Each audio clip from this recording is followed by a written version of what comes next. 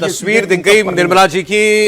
इसी photo opportunity की बात हम लोग कर रहे थे। अब वित्त मंत्री जो है अब यहाँ से राष्ट्रपति भवन जाएंगी, लेकिन उससे पहले वो जो एक पारंपरिक तस्वीर खिंचाने की एक परंपरा है, जिसमें टीम होती है वित्त मंत्री की, सभी लोग एक साथ बजट जब राष्ट्रपति के पास ले जा रही होती हैं वित्त मंत्री, उससे पहले एक फोटो अपॉर्चुनिटी होती है, तो वो तस्वीर आ गई है। तो उनकी डिजिटल डायरी यहाँ पर उनके हाथ में, और सभी लोगों को इंतजार है कि 11 बजे जब वो बजट भाषण देंगी तो इस डिजिटल डायरी, इस पिटारे में से, उनके इस बही खाते में से, जो मॉडर्न डिजिटल बही खाता है, उसमें से क्या कुछ निकलेगा, राहत कितनी आएगी और किस तरह का ये प्रोग्रेसिव बजट होने वाला है।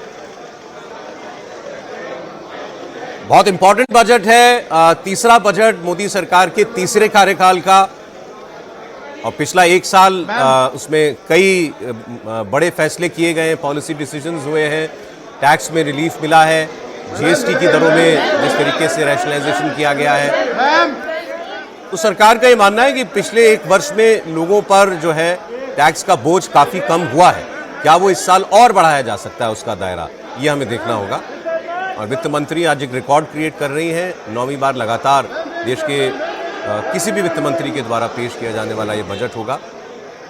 और यहाँ पर यह भी देखना होगा कि इस बजट में, क्योंकि जिस तरह के मौजूदा हालात हैं, जियोपॉलिटिकल कॉन्फ्लिक्ट की जो हम बात कर रहे थे, हिंदुस्तान भी उससे अछूता नहीं रहा है, तो ऑपरेशन सिंदूर अभी पॉज है, और जिस तरह की हालात अभी बन रहे हैं, तो उस लिहाज से डिफेंस सेक्टर को इस बजट में क्या कुछ मिलता है, कितना एलोकेशन उनका इंप्रूव रहता है, इस पर भी सभी की निगाहें टिकी रहने वाली है। वो लगातार बढ़ रहा है, मांग होती है 3% जीडीपी कम से कम एलोकेट किया जाए रक्षा क्षेत्र के लिए। देखते हैं आगे आज बजट में क्या उस दिशा में भी कुछ बड़ा फैसला होता है।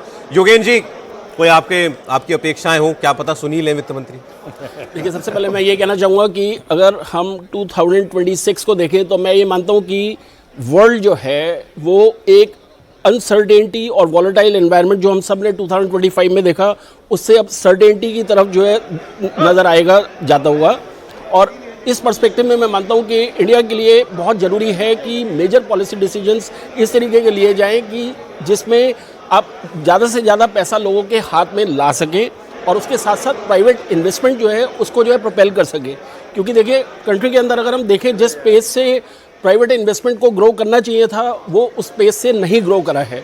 तो इसके लिए बहुत ज़रूरी है कि गवर्नमेंट को एक इनोवेटिव वेज क्रिएट करने पड़ेंगे, साधन, और उसमें स्पेसिफिकली मैं ये मानता हूँ कि आज के दौर में स्मॉल एंड मीडियम एंटरप्राइजेस जो हैं, उनको आपको टैक्स कंसेशंस और इंसेंटिव्स देना बहुत ज़रूरी है। क्योंकि देखिए, अगर आप ऐसा करेंगे तो आपके मल्टीपल ऑब्जेक्टिव्स जो है पूरे होते हैं, जॉब क्रिएशन जो है वो क्रिएट होता है, और उसके साथ साथ आपके जो यूटिलाइजेशन ऑफ जो रिसोर्सेज हैं उनका ऑप्टिमम यूटिलाइजेशन होता है। तो मेरा ये मानना है कि इस बजट में हम ये ज़रूर देखना चाहेंगे कि गवर्नमेंट जो है वो प्राइवेट इन्वेस्टमेंट जो है उसको ग्रो करने के लिए जो है इंसेंटिव्स जो हैं वो दें, और उससे हम ये देखेंगे कि ओवरऑल जो है हमारी इकोनॉमी के अंदर जो है, जो खासकर मैन्युफैक्चरिंग सेक्टर है, जिसके अंदर ग्रोथ प्राइम मिनिस्टर भी कहते हैं टाइम एंड अगेन कि उसके अंदर ग्रो करना बहुत ज़रूरी है, क्योंकि वही एक मेजर रेवेन्यू है जिसमें लार्ज स्केल एम्प्लॉयमेंट जो है क्रिएट होगा। तो उस एरिया में मैं मानता हूँ कि we should look forward to 25% का टारगेट रखकर सरकार चलती है। अभी मौजूदा शायद 16 या 17% के इर्द गिर्द हम अभी फिलहाल घूम रहे हैं। तो यहाँ पर एक जो मेजर कंसर्न यहाँ पर मान लीजिए कि यहाँ पर देखा गया कि आपने टैक्स रिबेट भी दे दिया, आपने साथ ही साथ जीएसटी के दायरे से बहुत सारी चीज़ों को बाहर कर दिया। उम्मीद ये थी कि थोड़ा पैसे का फ्लो जो है वो आएगा, बढ़ेगा हलचल, लेकिन एक्सपेक्टेशंस के मुताबिक नहीं हुआ। तो क्या कुछ फर्दर रिबेट्स मिल सकते हैं? देखिए, पिछले एक साल हम देखें और पिछले 7 साल में ही ऐसा हुआ है पोस्ट जीएसटी कि जो इनडायरेक्ट टैक्स है वो बजट के परव्यू के बाहर आके अब जीएसटी काउंसिल का परव्यू है। लेकिन अगर पिछला एक बजट ईयर हम देखें तो इनकम टैक्स में जो कंसेशन मिला वो तो है ही, जीएसटी में भी एक मेजर ओवरऑल हुआ जिसमें अधिकतर आइटम्स अब 5 या 0% पर है। उसके पहले बजट में जो स्टार्टअप्स पे एंजल टैक्स था वो भी हट चुका है। जो 3 मुख्य डिमांड्स थी, इनकम टैक्स पे आप रिलीफ दीजिए, जीएसटी कम कीजिए, स्टार्टअप्स के लिए एनवायरनमेंट सही कीजिए, जिसमें गवर्नमेंट को रेवेन्यू लॉस था तीनों में, वो तीनों काम हो चुके हैं। अच्छा, उसका इम्पैक्ट क्या हुआ? अगर आपने इकोनॉमिक सर्वे का हवाला दिया तो प्राइवेट कंजम्पशन डेफिनेटली बढ़ा है, जिसको हम पीएफसी बोलते हैं, प्राइवेट फाइनल कंजम्पशन एक्सपेंडिचर। वो अभी लगभग 61% ऑफ द इकोनॉमी है, जो 2012 के बाद से सबसे ज़्यादा है।